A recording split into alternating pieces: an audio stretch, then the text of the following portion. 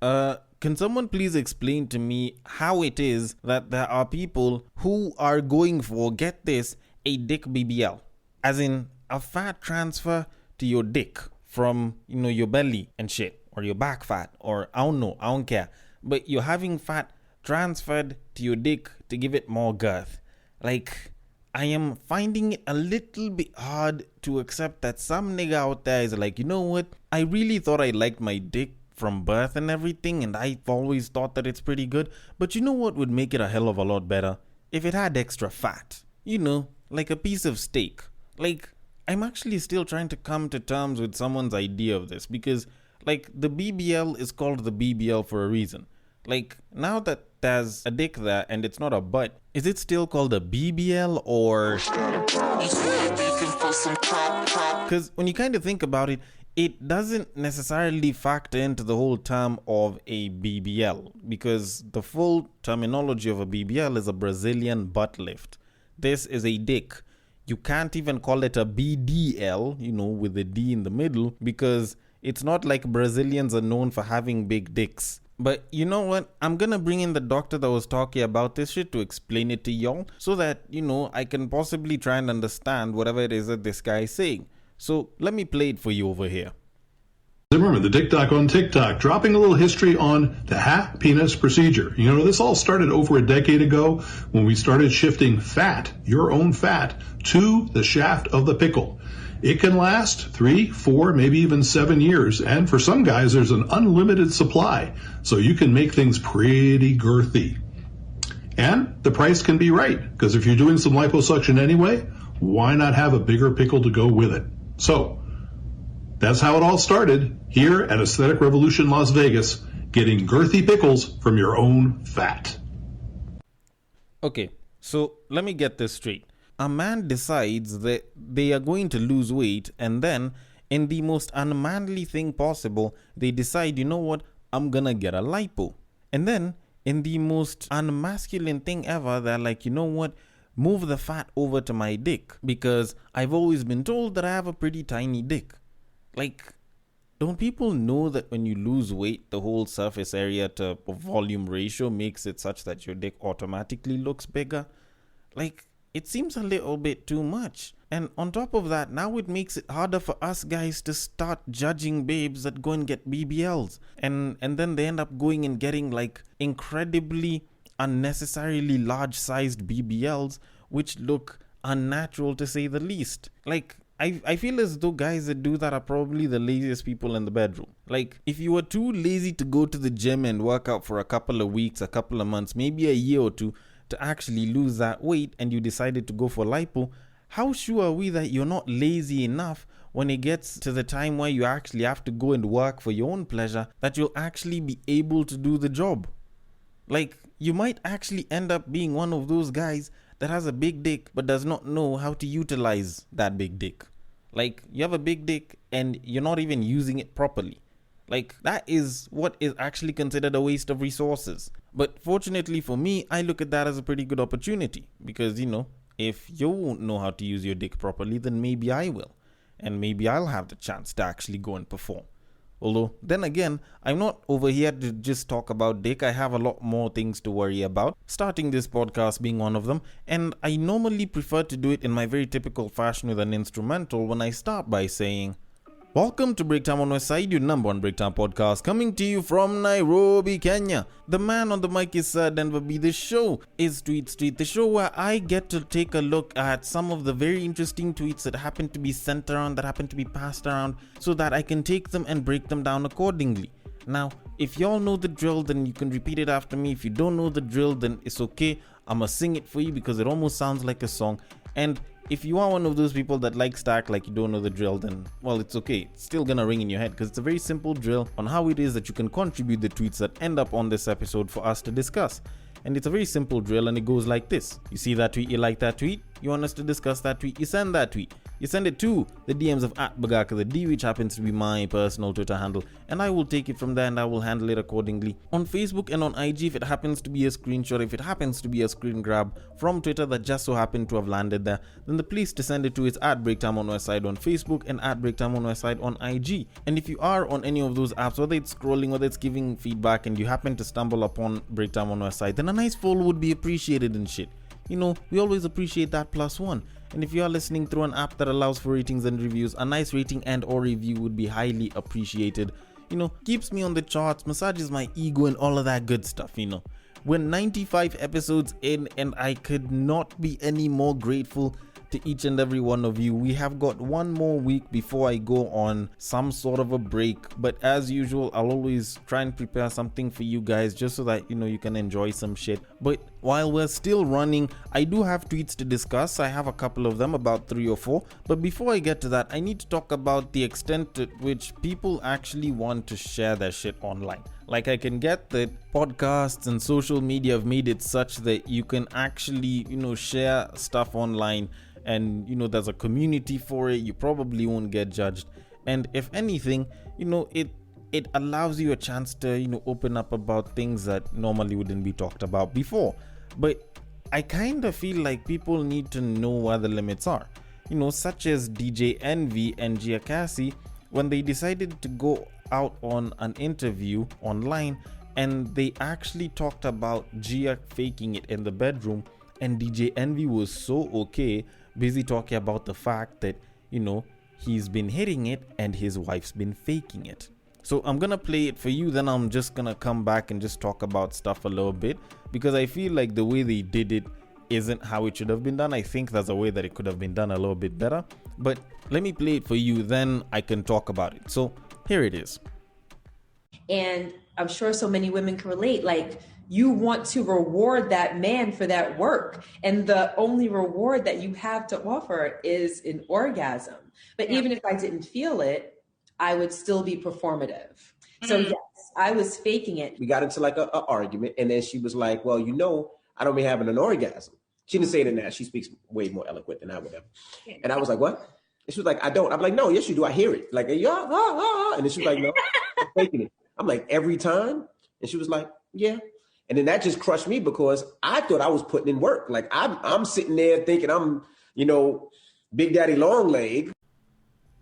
And someone has the audacity to allow their wife to talk about their sex life like that in a day and age when people are very openly making other people feel bad because of their sexual prowess. I don't know. Like, while I get that it's a topic that's been spoken about openly by both genders, mostly, you know, from a separate point of view, them talking about it as a couple isn't a particularly bad thing. It's just how they choose to do it. Like, this has, you know, the whole entanglement vibe with it, why it's like, you know, the babe decided to bring the nigga there and then they were talking and she decided to bring that up. Like, that's what this interview sounded like for Gia Casey and DJ Envy, of which DJ Envy is actually, you know, like a public figure. He's a pretty famous guy. I'm not too sure about Gia, but DJ Envy is actually a particularly famous guy. So to think that he'd allow his wife to go and start talking about stuff like this openly, I feel like there's a bit of an issue, because I can get how there's people that can try and bring it out in a certain kind of way. Like, if you make it seem like it's a surprising thing, like you guys are talking and then you're like, oh, so, you know, I know that I usually do my best to try and make my wife, you know, feel pleasure and shit. Baby, have I been doing a pretty good job? And then she's like, no, I've been faking it quite a bit. And you've been thinking you've been doing a good job because I've been faking it, but it's not from a bad place. It's because I don't want you to feel like you've wasted your efforts and blah, blah, blah. Like, that would make sense. That would make a lot of sense, because you can drown that out as comedy, or you guys can say that you've had your conversations and, you know, you're always trying to make stuff better, but he knows that he can come up short. But to come out and say that, well, you know, we were having an argument and then when I mentioned it and then she decides, I don't know if I'd be comfortable doing that. Like admitting to the world and the internet more so that, you know, you were unable to pleasure your wife, and her revealing that she was faking it, like that almost opens it up to like an entire pack of people that will slide into your wife's DMs claiming that they'll give her better dick, you know, or will send her unsolicited dick pics and shit. And if at any point in time you have beef on the internet or, you know, even in public, some guy's just gonna bring this shit up. Like, it's not that we don't want to talk about some things, it's just that some things are not supposed to be talked about in public. Or if you're gonna do it in public, then you have to find a way to sugarcoat and properly wrap and package that shit. So honestly, I feel like DJ Envy probably put himself in a very vulnerable and not so good position. And I don't care how many women or woke people will come out and say that there's strength and vulnerability. Honestly, I feel like there's some places where you're not supposed to show your vulnerabilities, because you do not go ahead and say that there is strength in vulnerability and open up your most vulnerable parts for people to start taking stabs at you. That's being naive. But anyways, fortunately I'm not a part of that marriage, so I will leave it at that and move it on. So on to our very first tweet of this episode. So a man has to be financially stable to date a broke woman. Okay, can I say yes? Well, yeah, but it's not like he has to. I feel like broke has different stages, and there are some babes who will be broke and say that they want a rich man, and you know, if they're beautiful or not, it'll probably decide that. But to be particularly honest, I feel like as a man, you have to be financially stable to date any woman. Like, just carrying your own on the financial side of things is important. It's essential for us as guys to date a woman, whether she's broke, whether she's rich, whether she's a billionaire or a millionaire. Like, at the end of the day, the question is, can you support yourself and in some ways support more than just yourself? Because you're expected to be the provider and you're expected to be the protector. If you can't protect your partner from financial ruin, or if you can't protect your partner from starvation because you can't afford food, or if you can't provide for your partner and put food on the table, then you will feel like you are lacking as a man. Now, don't get me wrong, I don't think you need to go for the broke babe. Like, if you feel like there's a broke babe that you are trying to hit on who rejected you because you didn't have money, by all means, go make your money and, you know, turn her down as well, or whatever it is that you want to do once you have the money. But personally, I feel like for us as men, it's not even about being financially stable so as to date a certain kind of babe. We just have to be financially stable because we are a pillar of support to a family, if not families in plural. So you might as well make sure that you're in the best financial position so that it's not the biggest deal breaker for you when you're trying to get, you know, some idea of the girl of your dreams. Like, with that big part sorted, then you have a much better chance of getting the babe, because now it'll be a lot more of the finer, less tangible things that you will have to, you know, have or do that'll appeal to her. You know, it's sort of like when you're going out on a date with a babe who has a heart of gold and, you know, hasn't been passed around like a blunt. You already know for a fact that this babe is in some way quote unquote pure, or, you know, she's an example of a model woman that you definitely want to be with. So you look for the more finer things because you already know this is someone that has a good sense of emotional care, and you can judge other things besides her beauty and her emotional support skills, such as, you know, her ability to ride dick and her capability to cook and clean and shit. Like, that shit that you can definitely check a lot later.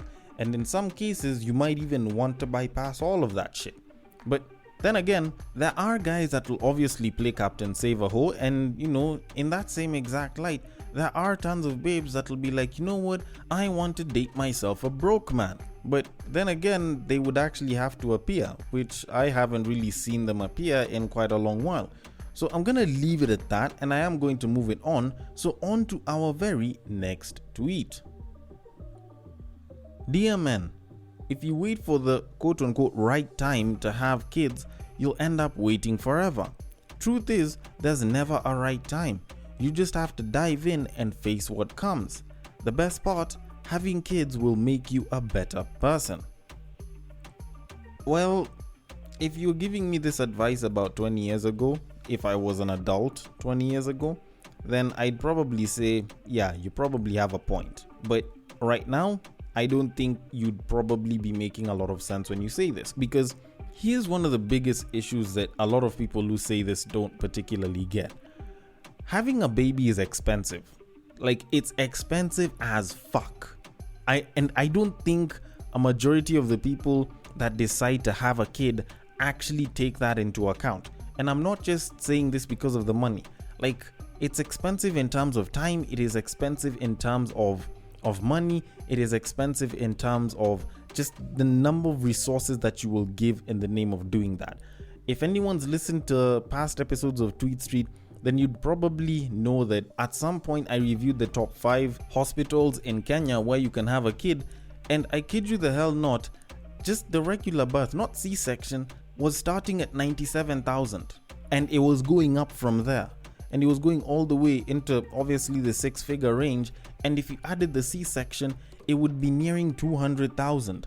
Now, I kid you the fuck not, that is not cheap for most people. Like, if you want to try and pull the whole right time thing here, then I'm sorry, not unless if you're going to have a water birth on the lake somewhere, I don't think that's a particularly good option. I have a homie who recently got a baby about 1.5 years, maybe 2 years ago. This guy sends like 10 G's every single week in the name of caring for that baby, because that 10 G's will cover the baby formula, it'll cover the diapers, it'll cover other costs that are associated with the baby. Like, this guy is sending money every single week just for the care of that baby. Like, do you honestly think that if you pull the whole there's never a right time to have kids on a person that sees such costs just flying, that just watches someone's very, very small salary get taken away by the costs of having a child, do you honestly think that they would accept and be like, you know what, just have the baby?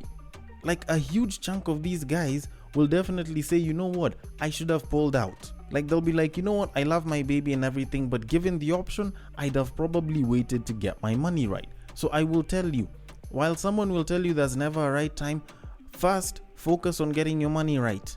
Then worry about the whole right time thing a little bit later. Otherwise, you'll end up bringing a child to suffer in this world, yet they definitely shouldn't have started off suffering if they'd have waited maybe an extra 2 or 3 years or some shit. I think the only thing that I'd probably agree to in this is how having kids will make you a better person. Now, I don't think that it will, I think it can. There's some people that don't change after they have a kid, there's some people that do become better people, and some people might actually genuinely become worse people after a kid. Ask some people who are in toxic relationships, they'll probably admit that to you. But all in all, while I don't have kids, I can't entirely speak too much about it, so I will leave it at that and take it to the last tweet of this episode. I was told I usually ask for missionary so as to satisfy the masculine urge to be in control. That's when I knew for sure I'm sticking my dick into the wrong person, because what? Okay, I'm actually going to make that same exact sound with you right at the end, because what? Who the fuck says such a thing about missionary? Like, if anything, I feel like missionary is probably the most intimate style that people have when they're having sex. Whether she's on top, whether you're on top, it doesn't matter. Missionary is actually, in some cases, the best style for a lot of people. A lot of people's first style to do when it came to sex was missionary. A lot of women's favorite styles are missionary. Like, you think about it, missionary is like the bread in bread and butter when you think about sex. Because if you fail at missionary, you're probably going to fail at all the other styles. And that's fact. Like, to say that missionary is to satisfy the masculine urge to be in control, then shit, shorty, be on top. Like, damn. If you want to bring woke culture and start blaming everything that happens on the patriarchy, you know, go ahead, do you, but let's be particularly honest, missionary is actually probably one of the better styles for a lot of women when it comes to the idea of making love. When y'all are just fucking, then it's fine. You probably don't need to be doing missionary all that much, because some people might, get a little attached because of it, but that's very subjective. But all in all, you do have to admit that missionary is actually one of the most important styles when it comes to sex. A lot of people won't believe that sex has begun, or will particularly think that they're having sex, not unless if it starts with missionary. Some people will think that it's a quickie if it doesn't start with missionary. And then they'll start complaining when you extend past 5 minutes or past 10 minutes, because they'll be turning around looking at you like, yo, I thought you were supposed to be done. What's up? Like, some people just do not see sex without seeing missionary. But you know what? If you feel like missionary is such an in control position for us guys, how about you be on top? How about you do cowgirl? And since you are talking about in control and how men do blah blah blah, how about you actually take the reins for a little bit and see if you can last more than 4 strokes bouncing on that dick before your kneecaps overheat. Although, then again, I might be wrong about this and she might actually know how to ride this nigga. So I want your thoughts on this. The DMs are open. On Twitter, it is at BagakaTheD, which happens to be my personal Twitter handle. On Facebook and on Instagram, it is at BreakTimeOnOSI. Thank you so much for listening all the way till the end. And if you are listening through Castbox, feel free to drop your thoughts and comments below and I will attend to them accordingly. And I will catch you guys on the next break.